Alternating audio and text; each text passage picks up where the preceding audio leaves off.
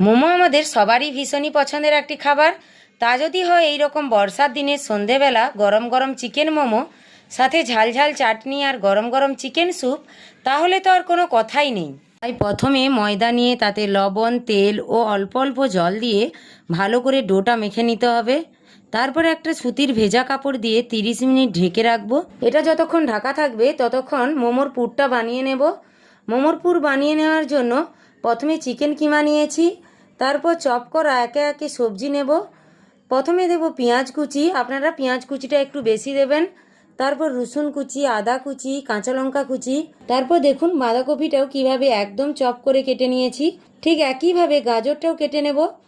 বাঁধাকপি ও গাজরটা দেওয়ার পর দেব পরিমাণ মতো লবণ, 2 চামচ ভিনিগার ও 2 চামচ সয়া সস, আর দেব গোলমরিচ গুঁড়ো। এইবার সবগুলো ভালো করে মিশিয়ে 20 মিনিট চাপা দিয়ে রাখবো।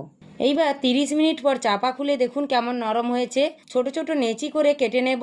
এরপর লুচির মতো বেলে নিয়ে মাঝ বরাবর চিকেনের পুরটা দিয়ে এক হাত দিয়ে চেপে আর এক হাত দিয়ে ভাঁজ করে মোমোর শেপে বানিয়ে নেব। আপনারা আপনাদের পছন্দের ডিজাইন বানিয়ে নিতে পারেন।